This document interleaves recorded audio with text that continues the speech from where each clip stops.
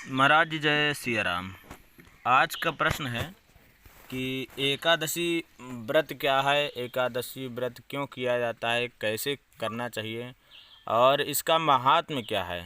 इन सब विषय पर थोड़ा विस्तार से चर्चा करें और दर्शकों को थोड़ा अच्छे से बताएं, क्योंकि लोग बहुत भ्रमित रहते हैं, पूछते रहते हैं कि एकादशी करें ना करें और करने की क्या उम्र है, कब करनी चाहिए। कुछ लोग कहते हैं कि शादी ब्याह हो जाए, बच्चे हो जाएं तब एकादशी करना चाहिए। कुछ लोग कहते हैं कि नहीं, जब इच्छा हो तब से करना चाहिए। या कुछ लोग कहते हैं गुरु शरण होने के बाद करना चाहिए। तो इस पर भी थोड़ा प्रकाश डालें, इन सब प्रश्नों का विस्तार से जवाब दें, आपसे विनम्र निवेदन है। धन्यवाद। एकादशी व्रत क्या है एवं एकादशी व्रत करने से क्या होता है। कुछ लोग कहते हैं कि व्रत कब से किया जाए। अच्छी बात है। देखो, एकादशी व्रत वैसे तो सांसारिक एकादशी व्रत लोग करते ही हैं। 26 एकादशी व्रत होते हैं, जिसमें सभी एकादशी का अलग अलग विधान है।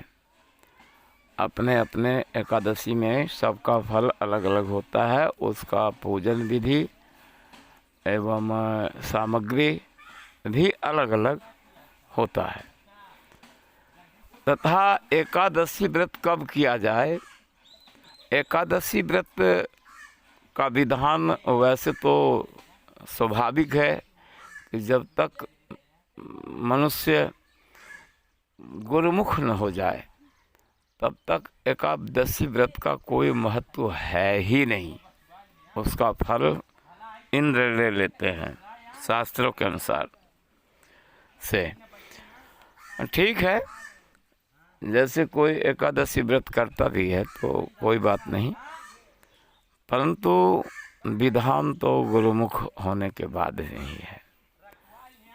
ये तो रही बात सांसारिक एकादशी का फल।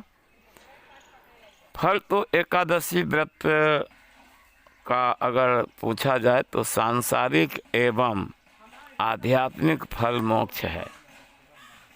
लोग कहते हैं कि सांसारिक एकादशी व्रत करने के बाद भी मोक्ष की प्राप्ति होती है।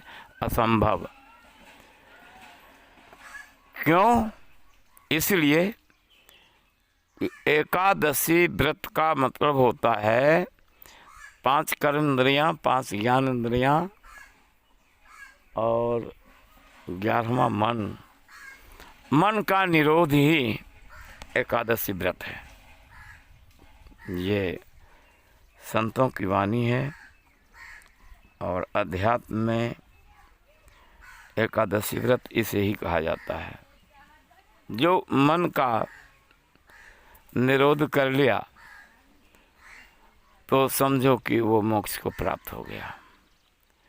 बाकी जो लोग कहते हैं सांसारिक एकादशी का व्रत करेंगे तो ये पुत्रदा है, तो ये धंधा है, तो ये फला है, ये रोग हरण करने का है, ये संकट हरण करने का है, तो नाना प्रकार के। तो सज्जनों, इन एकादशी व्रत करने से मोक्ष कैसे हो सकता है। मोक्ष का तो विधान एक ही है। मोक्ष का विधान क्या है? सगुण उपासक मोक्ष न लेहीं, तिनके राम भगति निज देहीं। रामचंद्र जी अपने भक्ति को देंगे, अयोध्या में वास होगा। रामचंद्र जी अयोध्या में आए थे, अयोध्या में वो जन्म लेंगे, अयोध्या में वास होगा, इसमें कर्मात्र का संदेह नहीं है।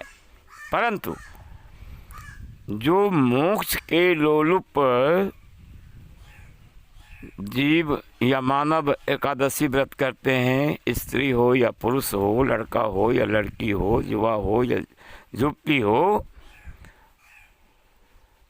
वृद्ध हो या वृद्धा हो, सज्जनों, एकादशी यानी 5 कर्मेंद्रियाँ, 5 ज्ञान इंद्रियाँ, 11वां मन, जब तक रोका न जाए, निरोध न किया जाए, तब तक ये एकादशी व्रत का फल प्राप्त नहीं हो सकता। क्योंकि एकादशी व्रत जो है सभी का संयमित रूप से रोकना ही एकादशी व्रत है। लोग व्रत करते हैं और जितनी इच्छा हो उतनी इच्छा अनुसार फल इत्यादि, दुग्ध इत्यादि जो भी उनके गृहस्थी में रहता है उसके अनुसार से लेते हैं प्रसाद। अब रही बात कि यह प्रसाद तो शरीर के लिए लाभदायक है, रोगनाशक है, लेकिन व्रत का जो फल होना चाहिए, जिसके लिए एकादशी व्रत बना है, वो है मोक्ष। उस मोक्ष को प्राप्त करने के लिए हमें 5 कर्मेंद्रियाँ, 5 ज्ञानेंद्रियाँ, मन, बुद्धि, चित्त, अहंकार, जो लोग कहते हैं ये 14 है, तो ये 11वां मन है। मन का जब निरोध हो जाएगा तो एकादशी का व्रत सफल हो जाएगा। अब रही बात कि एकादशी व्रत जो सांसारिक होते हैं वो धनदा, पुत्रदा, ऐश्वर्य, वैभव, यश, कीर्ति, यानी नाना प्रकार के फल को प्रदान करती है।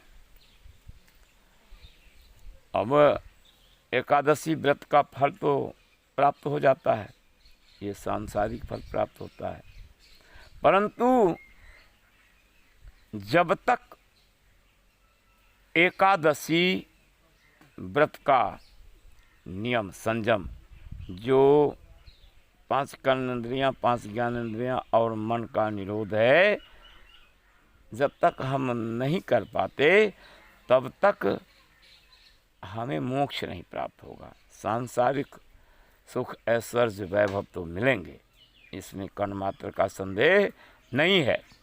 अब रही बात कि लोग कहते हैं कि बच्चे लोग कर सकते हैं कि नहीं, स्त्रियां कर सकती हैं कि नहीं,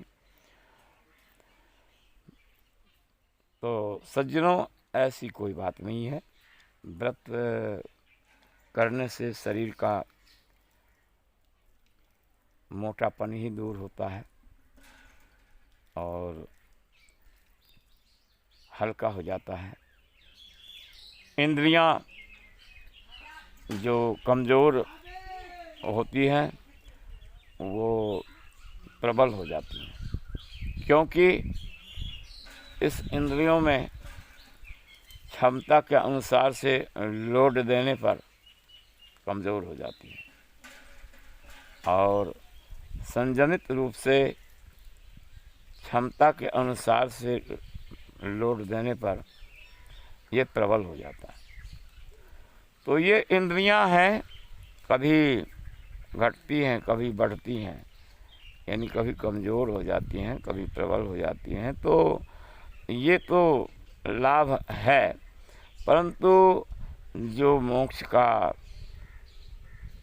जो विधान एकादशी व्रत का है वो सांसारिक व्रत करने से नहीं प्राप्त होता।